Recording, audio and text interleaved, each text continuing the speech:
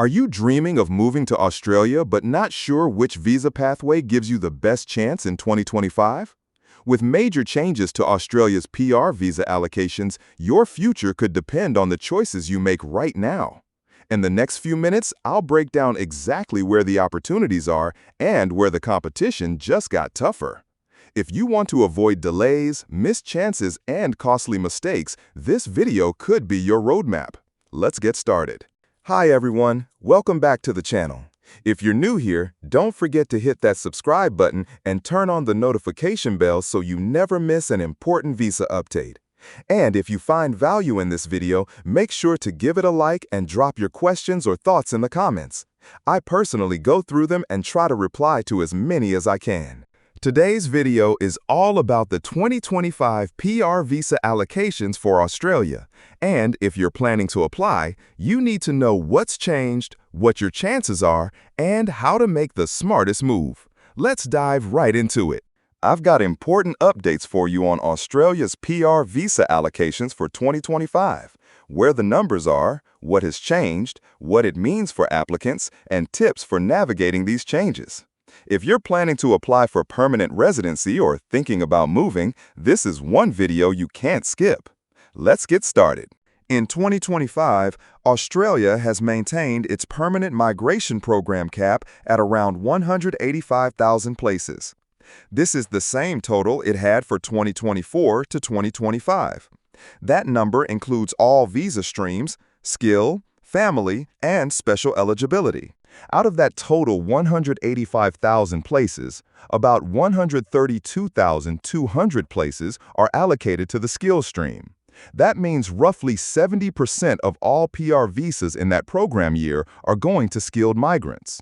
The rest is made up by family stream visas with 52,500 places and special eligibility with about 300 places.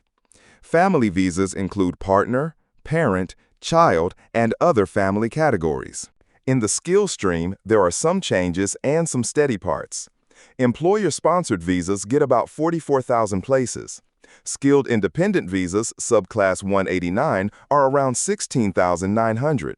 Regional visas are about 33,000. State and territory-nominated visas are also about 33,000. Business, innovation, and investment visas have dropped to about 1,000. There's also a new talent and innovation stream with about 4,300 places. Some things are staying about the same. Regional and state nomination streams are holding their numbers from last year. Employer-sponsored visas have increased. Business, innovation, and investment visas have gone down. Now, let's dig into what all that means. The skilled independent category, Subclass 189, saw a big drop compared to previous years. Where it was over 30,000 in some years, now it's 16,900. That makes the competition much tougher for anyone applying under that stream. Employer-sponsored visas being at 44,000 means the government is favoring people who already have job offers or are sponsored by Australian employers. If you have that option, it might give you a better chance. Regional and state nomination being stable or increased is interesting because Australia has been emphasizing decentralization and boosting regional development. If you're okay with living or working in regional Australia, those paths might offer lower competition or more favorable criteria. Business, innovation, and investment visa stream being reduced to 1,000 is a signal that pathways for investors or business startup applicants are less of a priority in the current planning levels. So those kinds of applicants should check carefully whether they still meet the criteria and whether the reduced quota will affect their chances. The talent and innovation stream being introduced or emphasized is an important development. That means Australia is recognizing innovation, research, perhaps artistic or scientific talents, or other exceptional contributions. This is replacing or being aligned with older global talent or distinguished talent programs. If you have a strong track record or exceptional skills, this might be another route to consider. For family visas, the allocation remains at about 52,500. Partner visas take the biggest share among family visas, followed by parent and child categories. The exact numbers are partner visas around 40,500, parent around 8,500, child around 3,000, and other family around 500. Demand-driven categories like partner and child often have waiting lines, so even though there's a planning allocation, actual processing time depends on demand and processing capacity. Special eligibility remains small at around 300 places. Those are reserved for exceptional circumstances and returning permanent residents. Many applicants won't be eligible for that, but it's good to be aware. One more thing to point out is that some visa subclass numbers will close or change. For example, business innovation and investment is being scaled back. Global talent independent is being phased out or replaced. Check whether your subclass is still active, whether there are changes to eligibility, or whether new subclasses are introduced. So what do all these changes mean for you if you're applying for PR in Australia? First, check your strength. Your education, English language, work experience, possibly employer sponsorship, or getting state nomination. With skilled independent being reduced, you'll likely need stronger documentation, higher points, or fallback options. Consider regional options or state nomination or employer sponsorship if possible, because those areas seem to have more or stable allocation. Second, keep track of when you apply.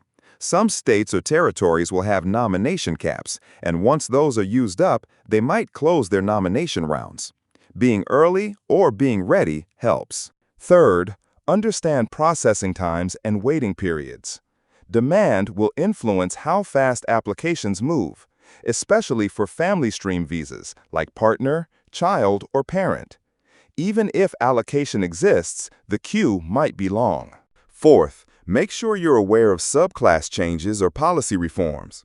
Sometimes new streams get introduced like talent and innovation, others get reduced or replaced. Stay updated with home affairs announcements or migration strategy updates. Fifth, think regionally. If you're flexible about location, going regional may grant advantages. Possibly less competition, possibly incentives, or faster paths. Here are some example scenarios to help you see how these numbers might affect different kinds of applicants. Imagine you are someone with strong qualifications, good English, but no employer sponsorship. In previous years, you might have applied via Subclass 189 Skilled Independent and had a reasonable chance. Now, with only 16,900 spots, many of those are going to highly competitive applicants. So, you might need more points or look to state nomination or employer sponsorship. You might also need to consider regional subclass 491 or 191, which lead to PR after meeting regional requirements. Or check whether your occupation is in demand in particular states so that you can get nominated. Another scenario. You have a job offer from an Australian employer. That gives you access to the employer-sponsored route with 44,000 spots. This is strong.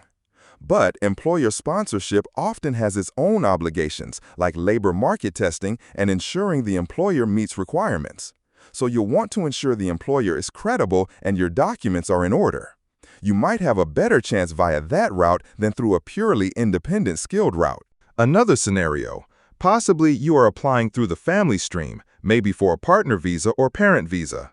Partner visas have a large allocation, but demand is high, and processing capacity may create delays. Parent visas have fewer spots and often a long wait. So if you're in the family category, make sure you meet all eligibility, have strong supporting documents, prepare for waiting times, and maybe budget for those delays. Also, if you are an investor or entrepreneur, the business innovation and investment route is now much more limited. If that is your plan, make sure you check whether you qualify under new reduced numbers. Assess whether alternatives exist. For example, if you also have a strong skill or family ties or qualify for talent or innovation. Or see whether the new streams for talent and innovation might suit you. For those interested in the new talent and innovation stream, one thing to note is that this tends to favor people with exceptional skills, high innovation, research, or special achievements. Often these paths require evidence of outstanding work, maybe international recognition, or contributions in sectors that the government values like innovation, tech, research, or arts. So, prepare early. Gather proofs, publications, references, or portfolios where relevant. Some likely challenges ahead include higher points required for skilled independent, more competition in independent categories, possibly stricter state nomination criteria as many applicants seek that route. Some states may fill their allocation early and close nominations, business investment pathways narrowing, and processing delays in family visas due to demand. On the positive side, Australia clearly still needs skilled migrants. The skill stream has a large share. Employer-sponsored, state and territory-nominated, and regional categories are relatively strong. So if you align your application with what the migration program priorities are, you have a good chance. Flexibility helps. Being willing to live in regional areas, being open to state nomination, or having an employer offer where possible can really strengthen your application. Before finishing, here are some frequently asked questions that many people have. Question: is the total permanent visas number increasing in 2025? Answer: no. The total permanent migration program remains at 185,000 for 2025 to 2026, the same as the previous year. Question: has the share of the skill stream gone up or down? Answer: the share is roughly similar, but with shifts inside it. Some categories increased, like employer-sponsored, state-nominated, and regional. Some decreased, like skilled independent and business innovation. Overall, the skill stream is still about 70% of the total. Question: how do I decide which visa subclass to apply under? Answer: it depends on your situation, whether you have an employer offer, whether your occupation is in demand in a state, whether you're willing to live regionally, how many points you have, English proficiency, work experience, education, and so on. You want to compare visa criteria, recent invitation rounds, and whether state nomination programs are open. Question: will these changes affect waiting times? Yes, quite likely. Categories with high demand and lower quota will have more backlog and longer waits. Some visa subclasses might see slower processing. The family stream, especially partner and parent visas, often has delays. Question: should I get advice from a migration agent or lawyer? Yes, especially if your case is complex, or if you're unsure which subclass you fit in, or if you're trying to maximize your points or improve your nomination chances. Agents or lawyers can help you understand state nomination programs, occupation list, documentation, appeals, and more. To wrap up, there are some key takeaways. Pre-visa allocations in 2025 show that Australia is keeping the overall cap steady, continuing to prioritize skilled migration, increasing opportunities for employer-sponsored, regional, and state-nominated applicants, reducing the focus on independent skilled and innovation investment pathways to some. Thanks for watching. If this video helped you understand the latest pre-visa changes in Australia, please give it a like. It really supports the channel and helps others find this information too. Don't forget to subscribe and turn on notifications so you stay updated with every new visa announcement.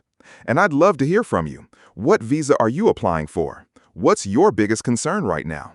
Leave a comment below and I'll try to answer or cover it in a future video. Good luck with your application, and I'll see you in the next one.